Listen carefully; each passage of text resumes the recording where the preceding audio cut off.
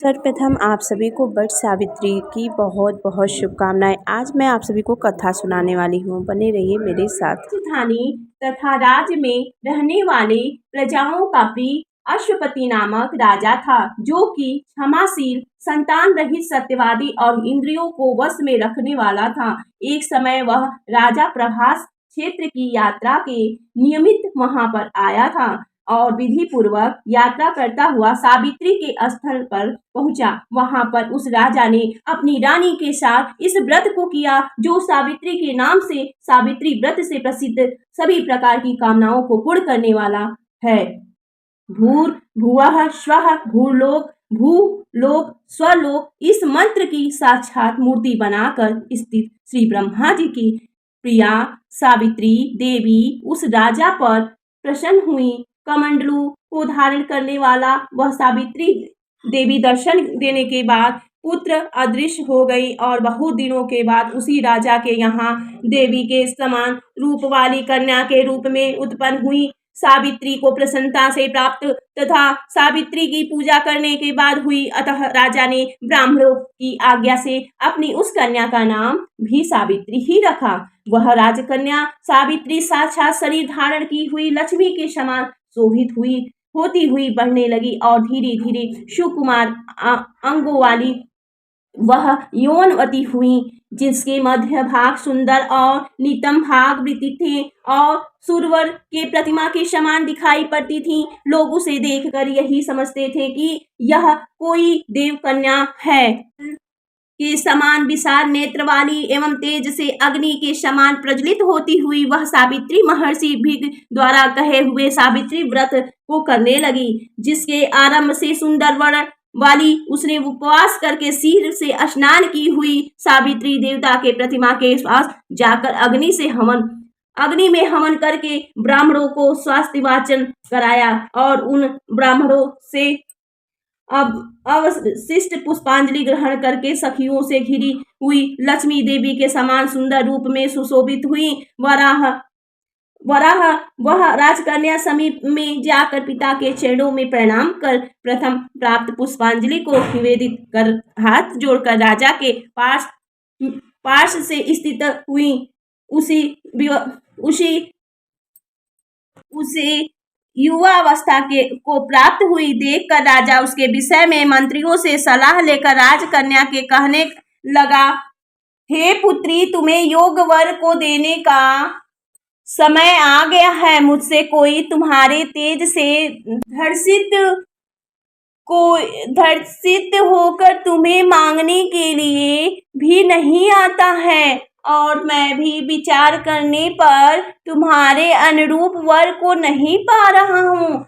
अतः हे पुत्री, देवता न हो वैसा तुम करो। मैंने धर्मशास्त्रों से पढ़ा और सुना भी है कि यदि पिता के गृह में रहती हुई विवाह के पहले ही जो कन्या राजोधर्म से युक्त हो जाती है, वह शूद्रा के समान समझी जाती है तथा उसके पिता को ब्राह्मण हत्या के समान पाप लगता है। इसीलिए हे पुत्री, मैं तुमको भेज रहा हूँ कि तुम स्वयं अपने योग वर ढूंढ लो। वृद्ध मंत्रियों के साथ शीघ्र जाओ और मेरी बात को मानो। इसके बाद जैसा कहते हैं वैसा ही होगा। ऐसा कहकर सावित्री घर से निकलकर राजश्रियों के रम तपोवनों की ओर चल पड़ी और वहां पहुंचकर माननीय वृद्धजनों को प्रणाम कर सभी तीर्थों और आश्रमों में जाकर पुनः मंत्रियों के साथ सावित्री अपने गृह पर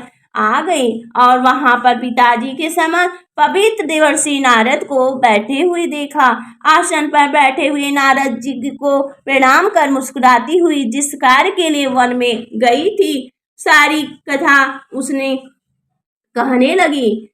सावित्री बोली, हे देवर्षि नारद जी, सल देश में धर्मात्मा धूमेश्वर नामक सेन नामक विख्यात एक क्षत्रिय राजा है, जो दैववश अंधे हो गए हैं। उस समय उनको छोटा सा एक बालक और उसकी माँ थी। ऐसे समय में अवसर पाकर उनका पूर्व बैरी रुक्मी नामक एक समाप्त राजा ने उनसे राज छीन लिया है। अतः वे आर्य धूम्रसेन छोटे बच्चे को साथ लिए हुए अपनी स्त्री के साथ जंगल की ओर चल दिए। उनका वह पुत्र वन में ही बड़ा होकर परम धार्मिक सत्य बोलने वाला है। अतः अपने अनुरूप पति समझकर मैंने उसे मन से वरण कर लिया है। यह सुनकर नारद जी ने कहा, हे राजन, सावित्री ने यह बड़ा कष्टप्रद कार्य कर डाला है। बाल बुद्धि होने से इसने केवल गुणवान समझकर सत्यवान को वरण कर लिया है। उसका पिता सत्य बोलता है, माता सत्य बोलती है और वह स्वयं भी सत्य बोलता है। इससे उसका नाम मुनियों ने सत्यवान रखा है।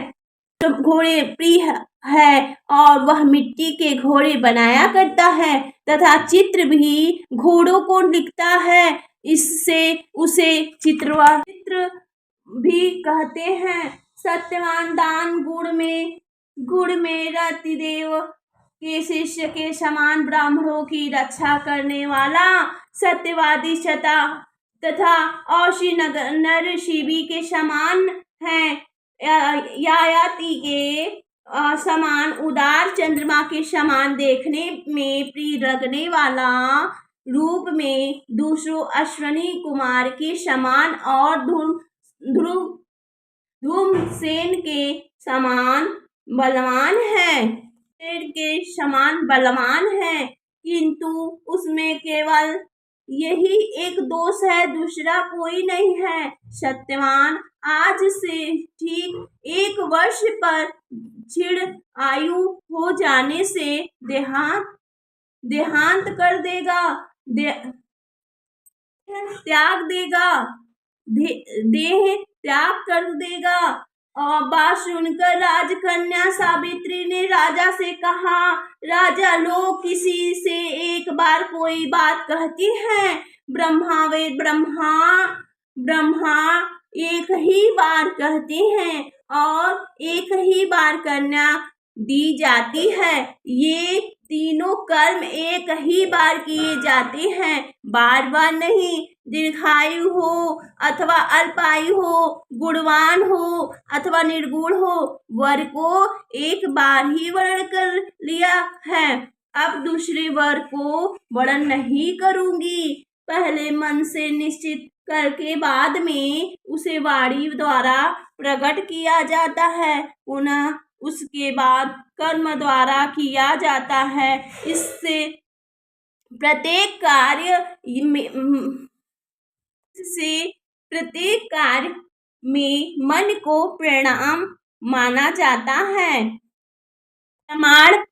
जाता है, अर्थात मन के विरुद्ध कार्य नहीं किया जाता है।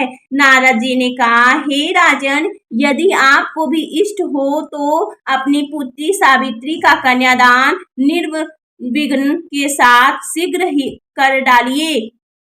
ऐसा कहकर नारद जी आकाश मार्ग में स्वर्ग लोक चले गए। इसके बाद राजा ने भी शुभ मुहूर्त समीप पर्वती वेदों के पारगामी ब्राह्मणों के द्वारा पुत्री सावित्री का विवाह संबंधी सभी कार्य संपन्न किया और तनिक सावित्री मनोभिलक्षित उस सत्यवान पति को पाकर ऐसी प्रसन्न हुई जैसे कोई पुण्यवान पुरुष स्वर्ग को पाकर प्रसन्न होता है।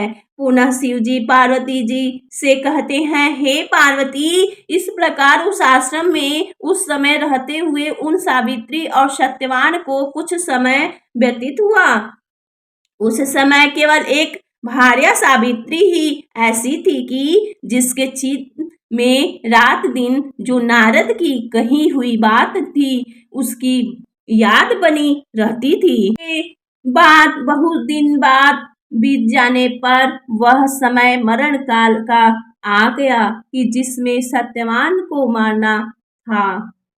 अतः सावित्री नारद की कही हुई मरण तिथि को हृदय में गिनती हुई ज्येष्ठ मास के शुक्ल पक्ष की द्वादशी तिथि को सायंकाल में आज से चौथे दिन मेरे पति मर जाएंगे।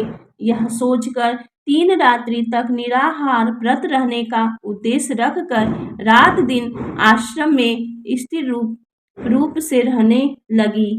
बाद 3 रात्रि बीत जाने पर प्रातः काल मरण तिथि वाले दिन स्नान करके देवताओं को तर्पण करने के बाद चारुहासिनी सावित्री ने सास ससुर का पाद वंदन किया। इसके बाद सब कुल्हाड़ी लेकर सत्यवान जंगल के ओर चला। तब जाते हुए अपने पति के पीछे पीछे सावित्री भी चली। वन में पहुंचकर सत्यवान जल्दी से फल पुष्प समिधा और कुशा तथा सूखी लकड़ियों को इकट्ठा कर ले जाने योग्य भार बनाने लगा। लकड़ियों को काटते काटते उसके सिर में पीड़ा होने लगी, जिससे वह कार्य को छोड़कर वट वृक्ष की एक शाखा का सहारा लेकर सावित्री से कहने लगा कि हे सुंदरी, सिर की वेदना मुझे दुख दे रही है, अतः मैं तुम्हारी गोद में क्षण भर सोना चाहता हूँ। सावित्री ने दुखित होकर कहा, हे महाबाहो, आप विश्राम करें, पीछे हम श्रम को दूर करने वाले आश्रम को चलेंगे। जैसे ही पृथ्वी पर बैठी हुई सावित्री ने सत्यवान के सिर को अपनी गोद में रखा, वैसे ही उसने कृष्ण मिश्रित पिंगल वर्ण वाले किरीटधारी पीत वस्त्र पहने हुए साक्षात सूर्य के समान उदित हुए पुरुष को देखा। उसे देखकर सावित्री प्रणाम कर मधुर वचनों में उससे कहने लगी, आप देवताओं अथवा दैत्यों में से कौन है जो मुझसे धर्म युद्ध करने के लिए आए हैं। मुझे अपने धर्म से युक्त करने के लिए कोई समर्थ नहीं है, क्योंकि हे पुरुष श्रेष्ठ, मुझे धधकती आग के लपट के समान ही समझिए। यमराज ने कहा, मैं प्राणियों के लिए भयंकर कर्मानुसार उनका उचित दंड देने वाला यम हूँ। जिसो हे पतिव्रता सावित्री, समीपे पड़े हुए तुम्हारे इस पति की आयु समाप्त हो गई है, इसे यम दूत पकड़कर नहीं ले जा सकेंगे, इसलिए मैं स्वयं आया हूँ। ऐसा कहकर फांस को लिए हुए यमराज ने सत्यवान के शरीर से अंगुष्ठ मात्र शरीर वाले पुरुष जीवात्मा को बलपूर्वक निकाल कर के बाद पितृगढ़ से सेवित यमपुरी के मार्ग की ओर चलना शुरू किया, तो वारारोहा सावित्री भी उनके पीछे पीछे चली। यम ने पतिव्रता होने के नाते चलने में न थकती हुई उससे कहा कि हे सावित्री, एक मुहूर्त हुआ तुम यहाँ तक मेरे साथ आ गई, अब लौट जाओ। हे विशाल नेत्र वाली, कोई भी जीव बिना आयु समाप्त हुए इस यमपुरी के मार्ग पर नहीं आ सकता है। सावित्री ने कहा, आप जैसे विशिष्ट पुरुष के साथ पति का अनुगमन करती हुई मुझे कभी भी श्रम या ग्लानि नहीं हो सकती है। सज्जनों के गति सहारा एकमात्र सज्जन ही है, दूसरा नहीं है। इसी प्रकार स्त्रियों की गति उनका पति है। बड़ा श्रमों के गति वेद और शिष्यों की गति गुरु हैं। इस पृथ्वी तल में सब प्राणियों के लिए स्थान है, किंतु स्त्रियों के लिए तो एकमात्र पति को छोड़कर दूसरा कोई आश्रय स्थान नहीं है। इस प्रकार से धर्म तथा अर्थ से भरे हुए सुंदर मधुर अन्य वाक्यों से भी सूर्यपुत्र यमराज ने प्रसन्न होकर सावित्री से कहा। यह बात कही यमराज ने कहा, हे भामिनी, मैं तुमसे प्रसन्न हूँ, तुम्हारा कल्याण हो, तुम मुझसे वर मांगो। उस सावित्री ने भी विनय से सिर झुकाकर अपने लिए राज्य पाने का वर मांगा और अपने महात्मा ससुर के लिए देखने के लिए शक्ति पाने के साथ साथ पुनः राज प्राप्ति एवं अपने पिता के लिए 100 पुत्रों की तथा अपने लिए भी 100 पुत्रों की प्राप्ति के लिए वर मांगा।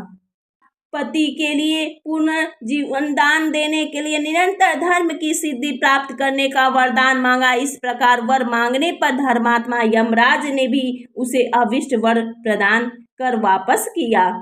उसके बाद सावित्री पति का जीवन दान प्राप्त करने प्रसन्नचित होती हुई अपने पति के साथ शांति से अपने सावित्री ने ज्येष्ठ के पूर्णिमा के दिन इस सावित्री व्रत को किया था, जिसके प्रभाव से राजा निकट अपने देश तथा राज्य की प्राप्ति हुई और सावित्री की पिता को 100 पुत्र तथा सावित्री को भी 100 पुत्र प्राप्त हुए।